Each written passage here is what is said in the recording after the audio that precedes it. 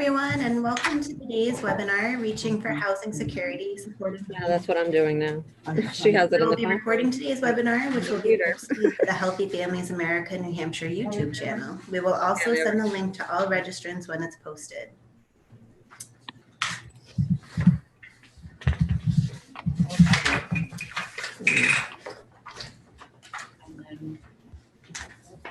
Okay, so today's objectives are to define various forms of housing insecurity, describe the state system for addressing housing insecurity, identify strategies for linking families with appropriate housing resources, describe strategies to address housing insecurity stigma in order to support families. My name is Leah Moran, and I'm the supervisor for the New Hampshire Home Visiting Program, part of the Maternal and Child Health section at the New Hampshire Department of Health and Human Services. Right now, our program is MCV funded, which is Maternal, Infant, Early Childhood Home Visiting.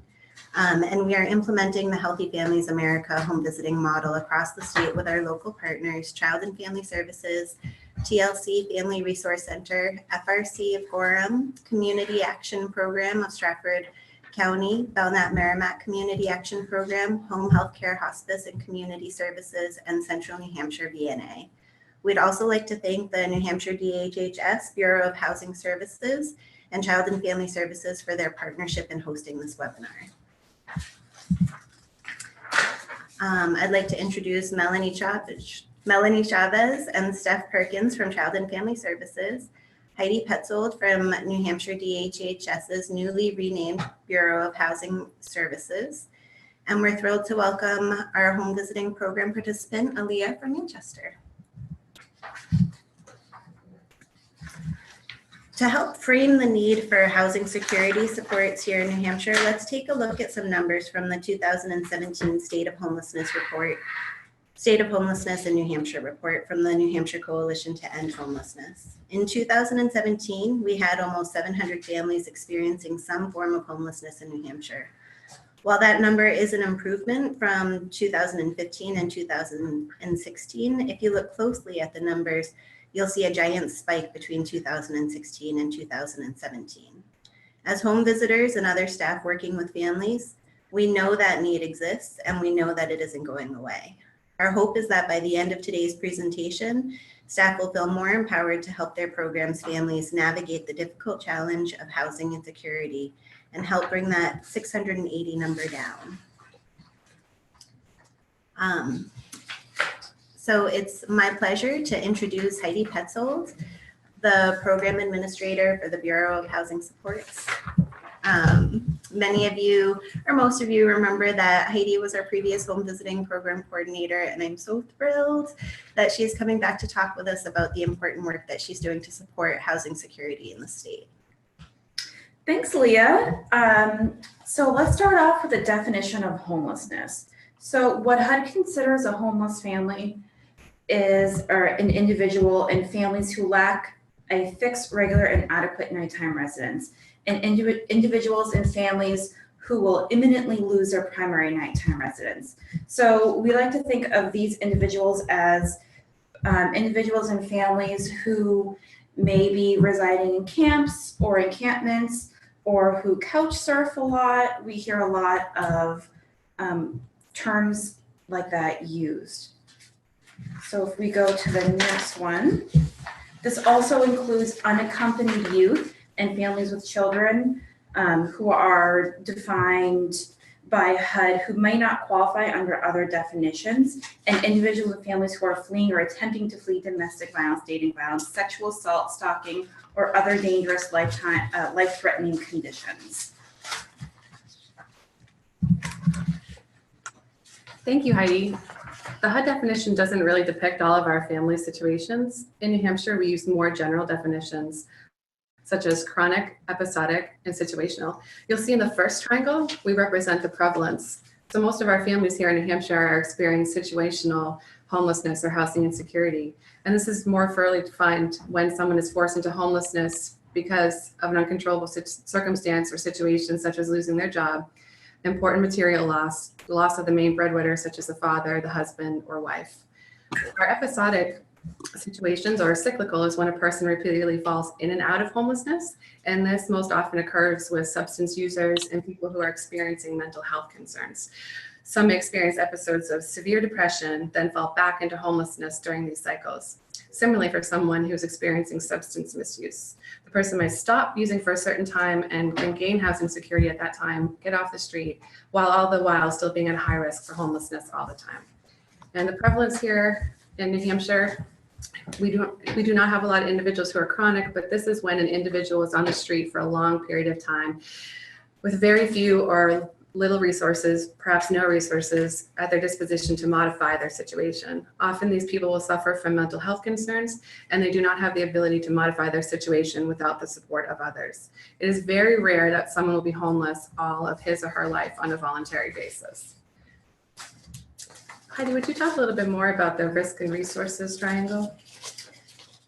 Sure. So you defined exactly what I was pretty much going to say. So even though HUD doesn't define these different risk levels, we know that here in New Hampshire, we have a lot of that situational, which is you're really, a family or individual has a pretty good support system, but they might find themselves in a situation like losing a job or the main breadwinner.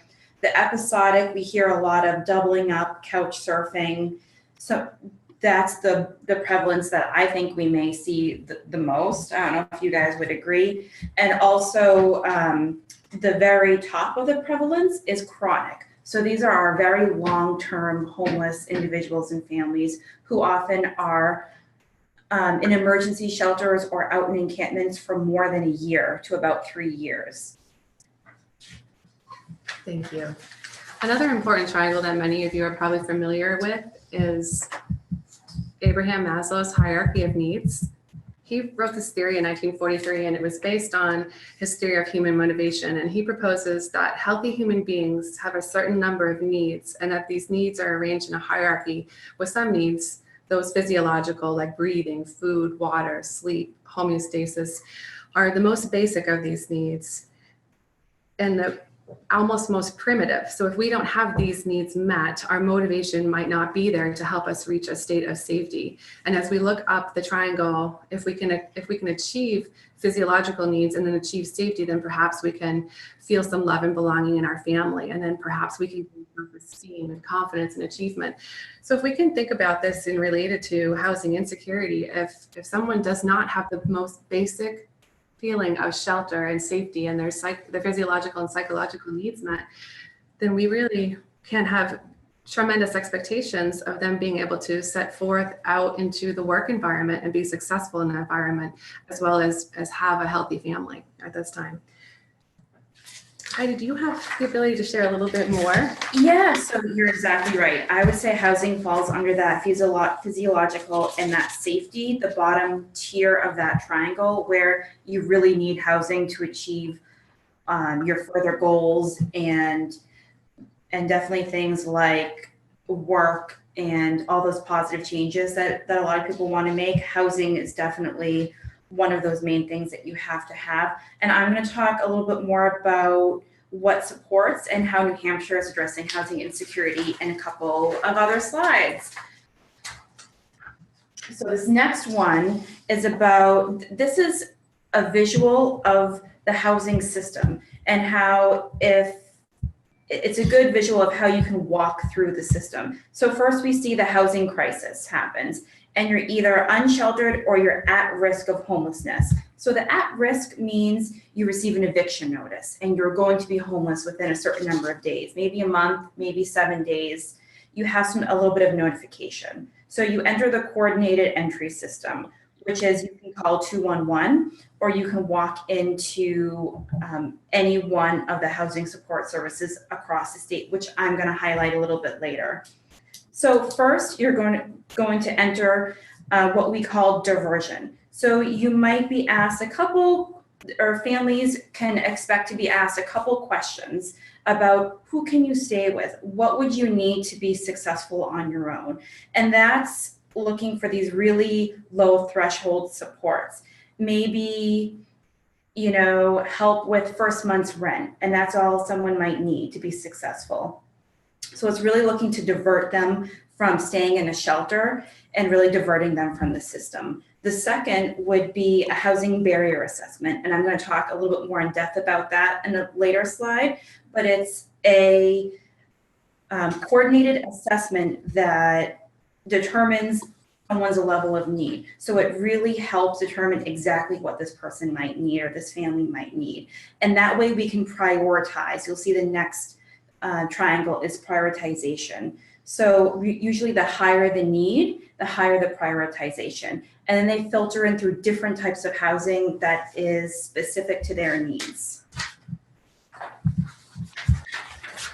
Next slide. So what types of programs are available? So we have emergency shelters is the first one. And you can think of these as like the ER room. It's the emergency spot where everyone goes for housing. They should be accepting anyone and everyone and really accommodate person's needs to get everyone off the street in an emergency basis. There's outreach programs that target reaching out to persons who might be unsheltered, transitional housing, permanent supportive housing programs, which provide a permanent subsidy, rapid rehousing, which is a short-term subsidy to rapidly rehouse individuals and families, and prevention to prevent homelessness in those cases where you may have an eviction notice. Other housing security intervention programs such as, again, first month's rent or help with security deposits and your local welfare. And to enter all these services, statewide information and referrals go through New Hampshire 211. So you can always call 211 to get some of these services.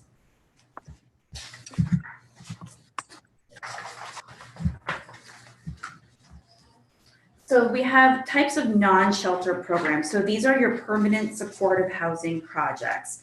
So these support individuals. These are not permanent supportive housing projects. These are other types of projects like security deposits, rapid rehousing, prevention programs, and housing relocation and stabilization services. So these are short to medium term rental subsidies and projects that help individuals either maintain their current housing if they're going to be evicted or help them rapidly rehouse into new housing. And you can see the agencies across the state that support this. These are the state's permanent supportive housing supports and services across the state. So these are usually income-based, permanent and ongoing, and individuals and families needs, or somebody in the family needs to have a disability. So those are the requirements of these housing projects. They are intended for those really high risk, high need individuals that are homeless. So the VI SPDAT is our coordinated entry tool that helps assess risk. And the higher the risk, the higher the chance or the higher the priority that someone moves up on a list. So we can think about those triangles we talked about earlier. So those chronically homeless are really the target for these projects, and they require, these individual families may require a lot of supports, a lot of case management, and a lot of different types of services to get them into housing and maintain their housing long term. So we use in New Hampshire a housing first model. That means that we first try and get individuals and families into housing, and then we work on other types of supports and services after. So it's not a condition of housing that someone be sober. It's not a condition to get into housing that someone, quote unquote, fix some of the things that may have gotten them evicted in the first place. So we really are looking towards housing first. So in those cases that there aren't any other services available for individuals, we do have emergency and transitional shelters on this map. So you can see across the state, there are services available. However, these are always at really high capacity. They're pretty much always full. So again, call 211 and they'll help with the best option for the family's needs. So if we can define shelters, there's a lot of different shelters, emergency shelters and transitional housing. So Bureau of Homelessness and Housing supports 37 shelters across the state. 12 are domestic violence, 16 are emergency, and 9 are transitional and specialty. I want to highlight Genesis. On this map, offers supports and services to pregnant women. So transitional housing is influx housing that's not permanent in the sense that individuals do not get a lease. They don't sign a lease to get into that housing, but it's a step higher than emergency shelters. But once somebody enters a transitional housing service, they are not considered homeless anymore, and they may not qualify for other types of housing as being homeless. So that's something I'm going to talk about a little bit more during our tips and tricks, but something to think about as well.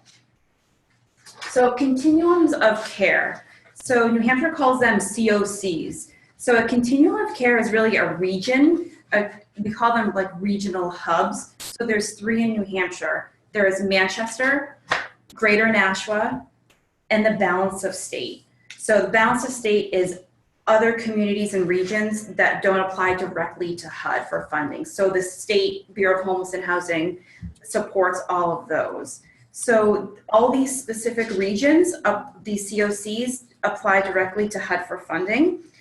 The COCs have their own governing body that decides policy and procedure, and each one meets usually monthly or bi-monthly, and these meetings are open to the public, and you can see the schedule down below, and anyone can attend those meetings.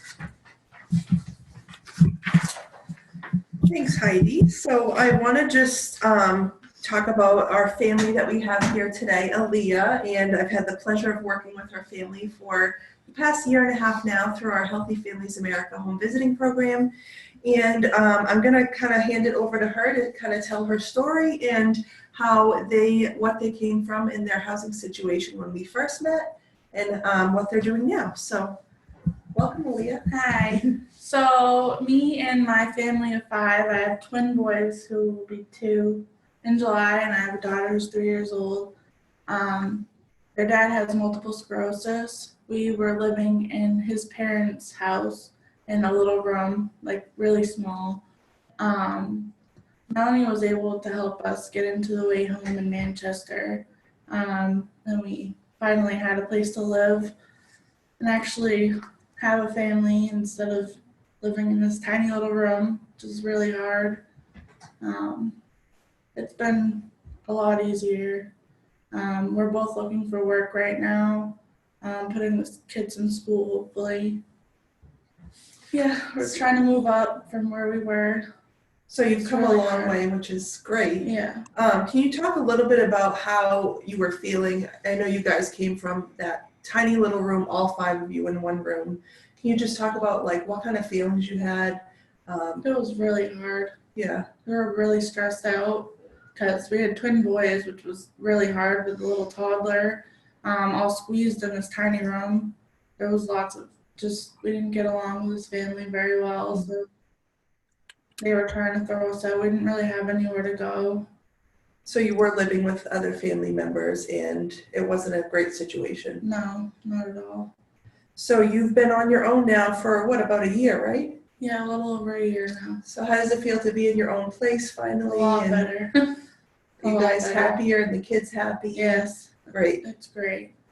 Great. So you've come a long way, which is amazing. So housing security definitely helps families. And as home visitors, we work with families on this, I think, on a daily basis. So so the next slide, I want to just talk a little bit about how to help families identify possible solutions. So some of this, I've helped Aaliyah with her family with, and also other families that were homeless as well. So some of the things I like to talk to families about are what factors led to the circumstance. Is there a mental health issue? Did they get evicted previously? Where were they living before they became homeless? Next is, who have you already contacted? So what we did with Aaliyah was just sit down and kind of go through like, what agencies have you applied for? Have you applied for Section 8? Have you applied for any other housing subsidies? So we kind of did that first to see what she's already done and what we need to do going forward. And also you want to really get to know their intake process, because all the agencies are very different in their processes. I know City Welfare has a big intake process. The Way Home had a different, process than them. So kind of just helping families navigate that and seeing, what they're in for, what they're up against going into these agencies to apply for housing. The next question is, when will you need shelter? So is this an immediate need? Is it an emergency situation? Are they physically on the street? Or are they like couch surfing and they need to be out by a certain date? So just kind of asking those questions to families and seeing where they're at, but also seeing when they'll be ready to move. Again, if it's an emergency situation, they're ready to move, right then and there. So kind of directing them towards the agencies that can help with the emergency situation. And then another question we would ask is, where could they live temporarily? Is there a family member or friend they could stay with in the meantime while they're trying to search for housing? Is there a church or someone else that can help them with housing needs temporarily while they figure this out and try to navigate through those different resources? So Heidi, would you like to talk about some tips and tricks? Yeah, so some tips, tricks, and preparing families for what to expect. So there is different types of assessment processes. They vary in length, intensity, and focus. So the first screening a family might receive is diversion and prevention. So those are the, who can you live with? Is this an immediate need, or how can we provide you something such as maybe family mediation, or just a first month's rent, or maybe all you need is a security deposit to get you into your own housing. So that's the first step. So that's really not that invasive, and it's really all self-report. So that's what would usually happen with families call 211, or even walk into a shelter or program to see what services they have. So the next step is a more invasive screening. So this is a lot like if a home visitor can relate to the parent survey. It really asks a lot of things, like if you're a veteran, any disabilities the family might have, health status, mental health, domestic violence, a lot of those somewhat invasive questions.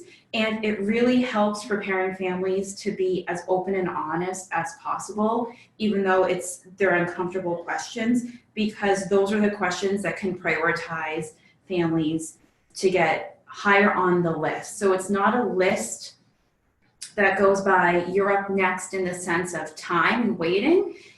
For Bureau of Homeless and Housing and a lot of the permanent housing projects, it's by your vulnerability, or by how vulnerable that family is in the sense of things they may have been experiencing or may be experiencing. So it's really important to have that open conversation and to have that really good relationship with families on encouraging them to be as open and honest as possible. However, they also need to be ready and able to provide documentation. So even though it's self-report during the assessment, to actually get into the housing, you will need documentation. So documentation of, if you're a veteran, you need some of that documentation. If you have a disability, so there are requirements to get in. So we do want to be open and honest, as well as be able to back that up with documentation, which is something that's pretty hard for some families. So that does take effort, that takes a lot of time, and families may need support from a home visitor to help with that. Yeah, I would say that's probably one of the biggest challenges with families is getting that documentation. because, you know, they might not be at a job no longer, but they need that documentation from when they were working. So it's really about that case management piece that comes in and, you know, driving them around if we have to bring them to their different jobs that they had, or, you know, taking them to city welfare to get copies of stuff. So it's a lot. It really is a lot to help navigate that. Yeah, and completing paperwork. I mean, Definitely. everyone knows when you work with a lot of state and federal programs that there's a lot of paperwork that goes with it, and that's really hard for some families to navigate. So that's definitely support that I see that home visitors can help with. So what we're looking at is the VI-SPDAT. That's the name of the coordinated assessment tool that all areas should be using. So it stands for a Vulnerability Index Service Prioritization Decision Assistance Tool. So it's a long name, but again, this tool helps prioritize the needs of families. So this is the tool that kind of points us in the right direction on what level of service a family would be eligible for. So although coordinated entry is a single entry point, it's not the only entry point. Families and caseworkers and home visitors can call 211. You can walk up to any of those previous housing agencies to walk up and ask what they have for services and availability, and you should get the same service, whether you call 211 or walk into, let's say, Belknap Merrimack Cap for service. So you can walk in. And again, you should be getting the same, or family should be getting the same type of service regarding whether it's diversion assistance or taking this kind of longer assessment tool called the VI-SPDAT. And as we transition a little bit from what Heidi was discussing, I just want to take this opportunity to thank Aaliyah and just share with her how proud I am of you and applaud you for the courage that it took to come here today and share your story. If we need more people as strong as you and more women as strong as you to come forward and feel comfortable speaking about this issue so that we can understand it from a personal area to be able to best help. So thank you so much for being here with us today. I want to talk a little bit about the stigma of housing insecurity, and just defining stigma. It's such an extreme and negative label for an individual. And we do it as a way to set them apart from other members of society, and sort of that whole hierarchy, a different hierarchy of maybe one is lesser and one is better and one is more. It was such a shame. And oftentimes we victim blame. We're very quick to jump to blaming individuals for their circumstances rather than taking into consideration the contributing factors which may have led to this. And it might have been something completely out of their control that they had no idea was going to happen, because one moment you can be sitting on your couch and the next you could be on someone else's. It happens that quickly. And oftentimes individuals are viewed as disruptive, having an inability to groom themselves. They might be mentally challenged or might be experiencing substance misuse. All of these carry their own stigmas. And as a single parent, some of these stigmas begin to compile, especially if you have comorbid conditions, if you have a mental illness, and then you're now homeless, and so you're feeling depressed about that. So as these stigmas compile and lead to more feelings and emotions, this might inhibit families from the ability to self-motivate and self-initiate, and can lead to decreased self-esteem and further decreased self-worth. And I just want to take a moment and reflect a little bit again on how Leah said it was hard. So what does hard mean? Can we define these words and these emotions a little bit more for families? Our families often feel failure. They might feel devalued within their own family. They might feel devalued within their community. Shame is how could I get to the situation? How could my kids be in this situation? How could I do this to them? And that guilt, that shame and guilt are sort of tied together, just so guilty because we want to do the best we can as parents. Oftentimes we don't have the resources that we need to do that. I think as you become more stigmatized, some of the bigger emotions happen, like feeling completely demoralized and dehumanized, just feeling so less than anyone else. And this can contribute to further hopelessness and other depressive symptoms. And I just want to reflect back again too on Maslow's hierarchy of needs here. Again, if people are feeling this way due to their situation, how can we motivate them and help them accomplish housing security, so hopefully they can be reconnected with their families and potentially find employment. So here's a great picture of my son. I just want to take this moment to share with you a little bit about my story. I went through housing insecurity alone. I'm a single mom, and I found myself unemployed at 6 months pregnant, and I was in a very disruptive, intimate partner violence situation.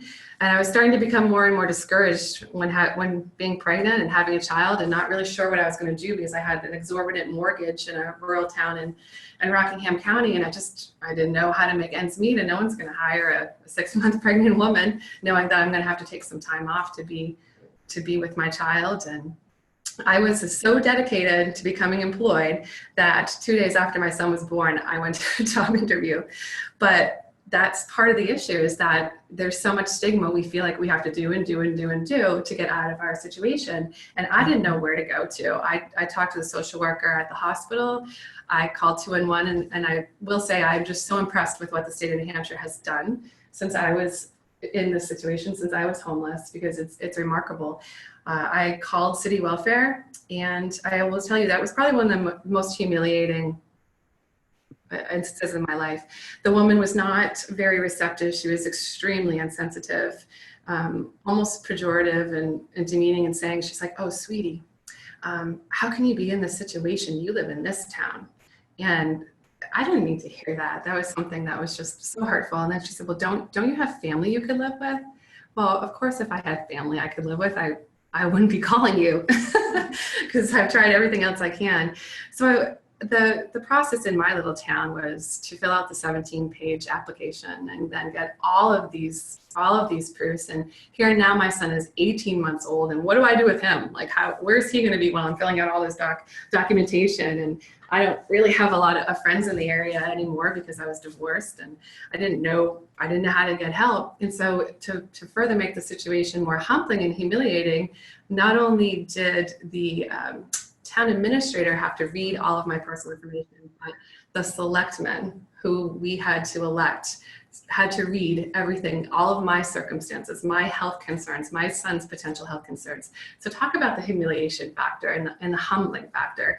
So I began to feel so incredibly demoralized that when I tried to get a new job, I looked at my resume and I didn't know who that person was.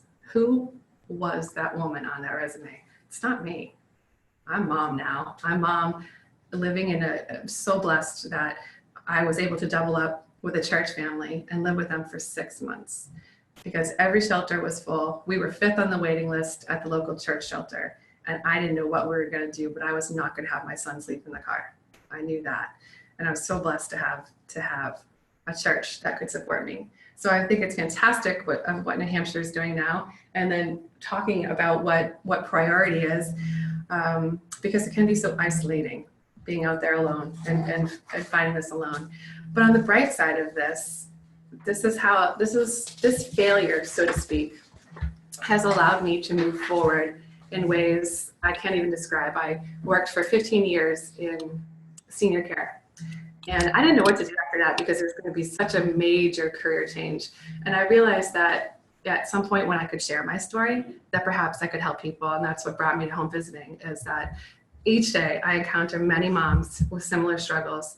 And I feel so proud today to be able to give back and to help people navigate this, because I felt so alone. And I'm so thankful for people like Melanie who help others with this every day.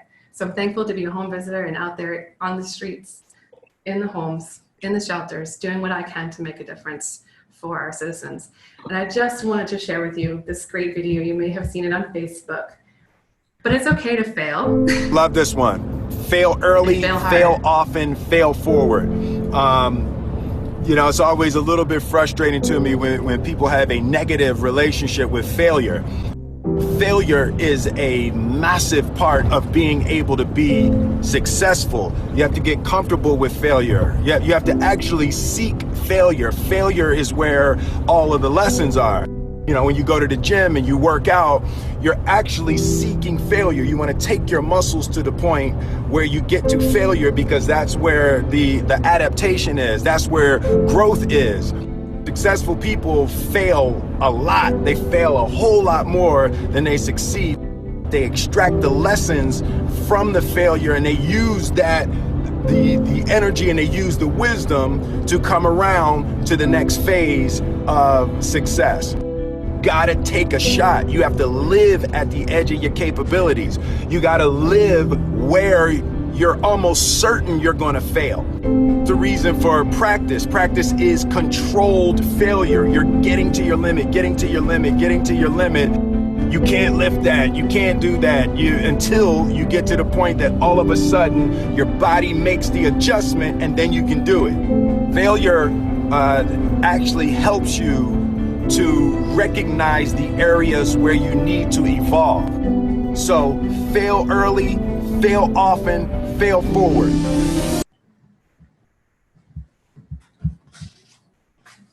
Pretty powerful. That was great stuff. So how home visiting can help. So a lot of people might think home visitors, what do you do all day? We play with kids all day, right? No, we actually do a lot more than that, right, Steph? Right. So what we can do, I think the number one thing we can do is listen. So encourage your family to be open and honest with you in housing resources. What do they need? Meet them where they're at. Each resource has its own requirements and we never know what may help them find housing security. Our families are existing in a hypervigilant state. They need to be met where they're at, be in the moment with them. Often home visiting are 3 steps ahead, trying to figure out how to help. For some families, we are the only one person that they have in their lives that can help them. A lot of families we meet do not have any family in the area. I don't even have friends. So we can provide that therapeutic presence in one of the family's greatest times of need. So it has the potential for a huge impact on these families. And some ways that we do this with our families is called accentuate the positive. So we're recognizing all the steps the family has taken. We're celebrating even the smallest successes with them. We're all about staying positive, praising them for what they're doing and what they have accomplished. Family strengths and other protective factors, again and again, and yes, again. So constant positivity, positive praise, meeting them where they're at is huge. I think if you don't mind if I add a little bit about celebrating the small success, if we can break that down a little bit, we can think about just congratulating someone for getting out of bed, for getting up, getting dressed, helping their children get dressed, and opening the door for us. It's just something to acknowledge and celebrate. Definitely. Because a lot of the times too, a lot of these families we work with don't have that positivity. Everything around them is so negative, and their self-esteem is just so low. So if we can kind of bring that little ray of sunshine, I think it really helps lift their spirits, for sure. So we also do something called Feel, Felt, Found. So this is helping families label emotions, helping them identify the emotions their children are experiencing during this transition. So how are you feeling? How are you handling all this? But also, how do you think your child is handling all this? How are they feeling? Kind of bring it back to them to see, what do you think your child is experiencing going through this? Stating how other clients experiencing this circumstance felt. So, you might share a story as a home visitor with a client about another client that you had and telling them how they navigated the system and how they got into housing. And then what did that client find helpful? So we have some key takeaways. Number one, I think is the most important, is housing security can be achieved. It can be done. As we see Aaliyah's story here, she reached housing security, which is amazing. Steph did as well. So it can happen. Home visitors do play an instrumental role in families' housing secure future. We're the ones who are with them weekly. We help them navigate the system. We help them, set goals and give them options, and just help them realize that there is hope and there's possibility that they can get housing in their future. So Absolutely, and it's important to empower these families to self-advocate. They know what their families need most. We can help, but they can tell us what they need, and we want them to be able to speak up for themselves and their families and any of their needs. Yeah, sure, we could dole out any kind of advice to someone, but if we can empower them to do it on their own, we're going to leave them with the feeling and the ability to be capable, to be independent, and to truly increase their self-worth. And I think one of the biggest takeaways is 211 is the first stop for housing assistance.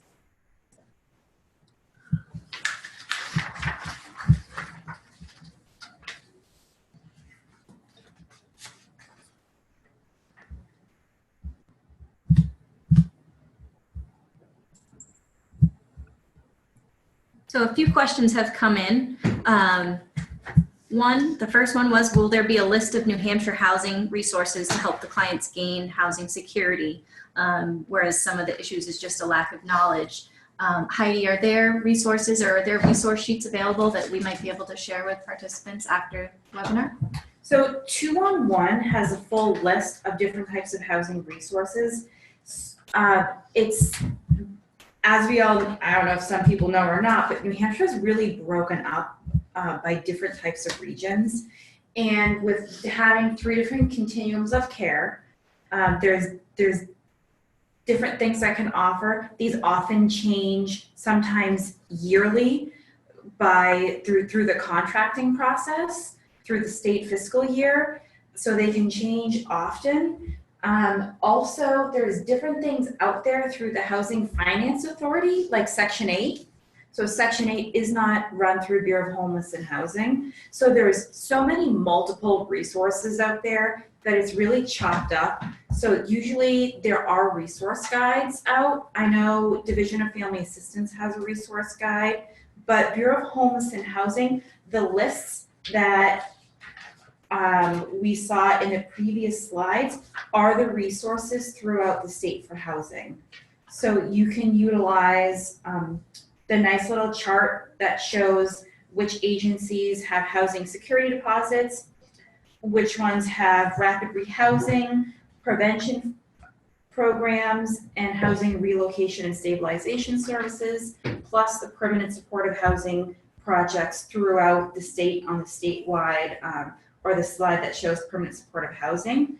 And again, you can always search on 211. It depends on what type of housing you're looking for.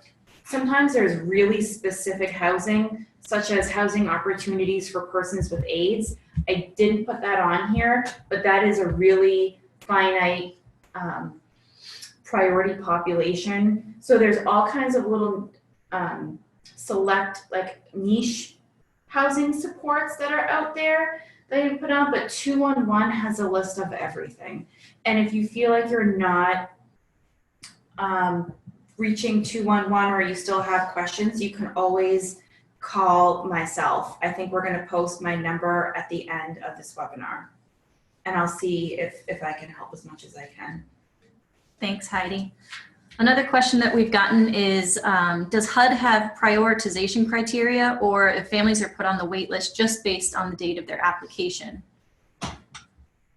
So HUD does have prioritization criteria. The first priority is chronic homeless, which is quite a long definition, but the short definition really is over a year of being literally homeless, either in an encampment or in an emergency shelter, or an accumulation of 3 years of being homeless. So you can maybe be housed for less than 7 days and then go back to homelessness, and then be housed for 7 days and then go back to homelessness for a length of 3 years. So that's the highest prioritization.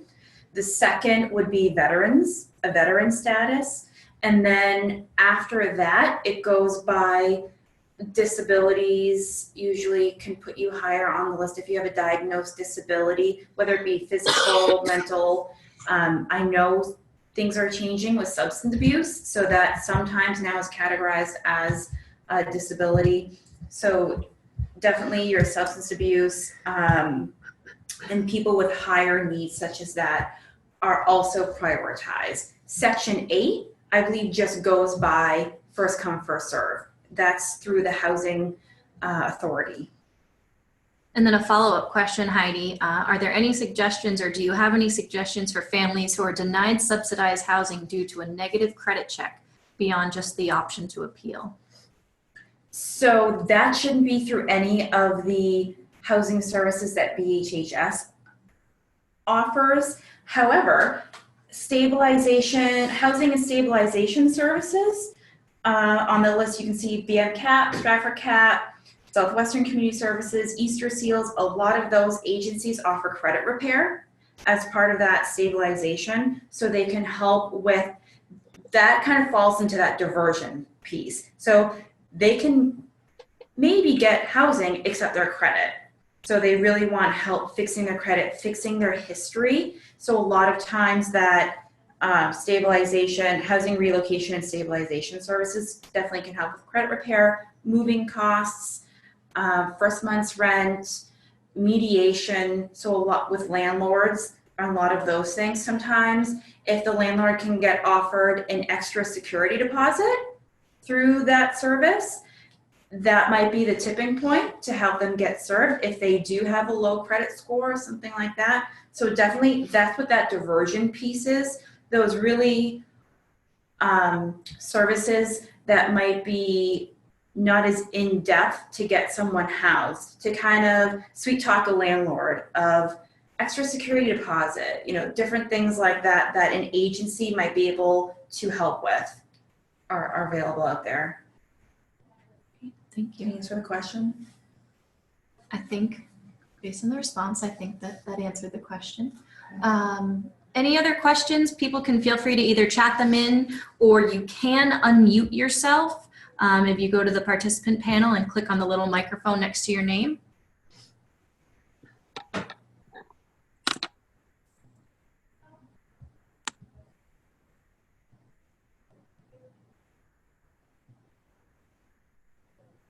Okay.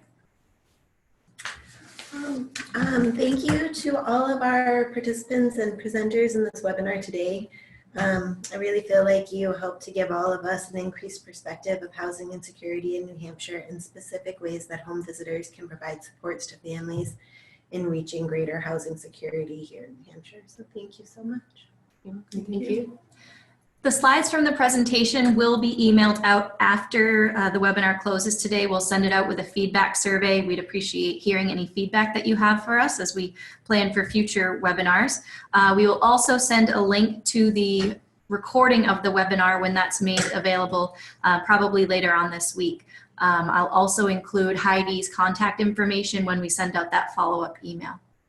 Thank you, everybody, for joining us today, and we hope you all have a wonderful one more slide. I'm sorry. One quick shout out here. Just want to give a quick shout out to the CFS Sleep Out.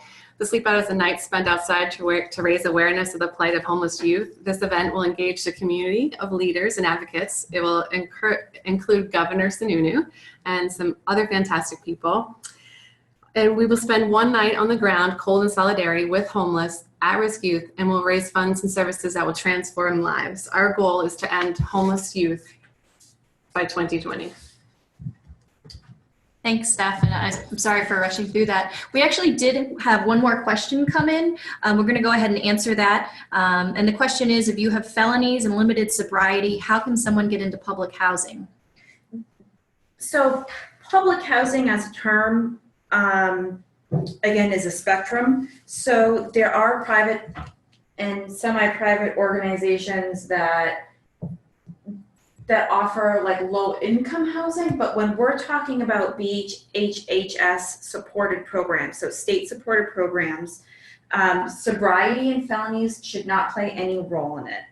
Other than sometimes if there are sex offenders, that specific status may prevent them from living in a type of group home or any type of housing with children just because of their own status, not because of the status of the grant or the state and federal funding should not preclude them from that. For permanent supportive housing and for rapid rehousing and some types of those projects, it is hard for someone who has certain types of felonies, sometimes to enter emergency shelters, again, because it's more of like a group atmosphere.